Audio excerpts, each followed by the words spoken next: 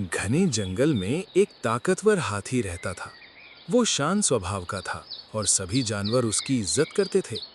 उसी जंगल में एक चालाक लेकिन अकेला भेड़िया भी रहता था, जिससे सभी डरते थे। एक दिन भेड़िया सोचने लगा, अगर मैं हाथी को अपने बस में कर लूं, तो पूरे जंगल पर राज कर सकता हूं। वो धीरे धीरे हाथी के पास गया। नमस्ते हाथी भाई। आप तो इस जंगल के सबसे ताकतवर जानवर हैं। नमस्ते भेड़िया। बताओ, आज कैसे आना हुआ?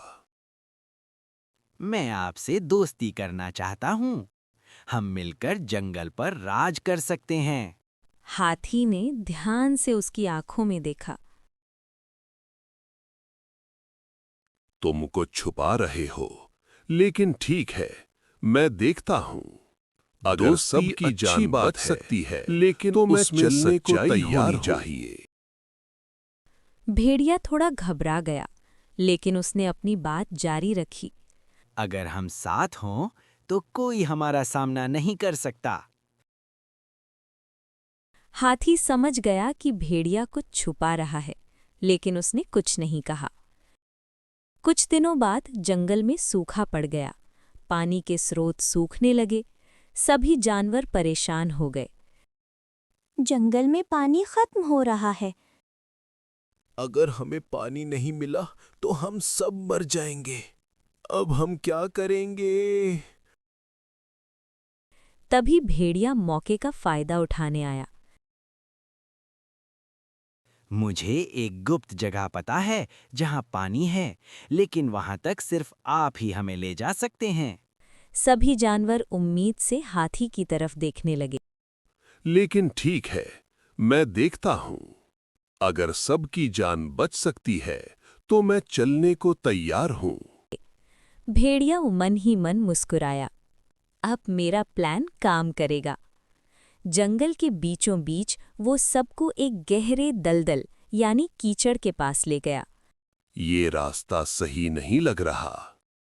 बस थोड़ा आगे ही पानी है, चलते रहिए। हाथी धीरे धीरे आगे बढ़ा, लेकिन अचानक उसका पैर दलदल में फंस गया। ये क्या? मैं दलदल में फंस गया। सभी जानवर डर गए। हाथी फंस गया, अब कौन हमारी मदद करेगा? अब इस जंगल में सबसे ताकतवर मैं हूँ। सभी जानवर डर गए, लेकिन हाथी ने हार नहीं मानी। भेड़िया, ताकत धोखे से नहीं, सच्चाई से आती है। लेकिन हाथी ने हार नहीं मानी। भेड़िया हंसता रहा। तभी अचानक दलदल धीरे धीरे और गहरा होने लगा और भेड़िया भी फिसलकर उसी में गिर गया। बचाओ, मैं फंस गया, कोई मुझे निकालो। अब दोनों फंसे थे। कुछ पल की खामोशी के बाद भेड़िया डर गया था। अब उसका अहंकार टूट चुका था। मुझे माफ कर दो, मैंने लालच में आकर गलत किया। हाथी ने अपनी सूंड आगे बढ़ाई। अगर हम एक दूसरे की मदद करें, तो हम दोनों बच सकते हैं।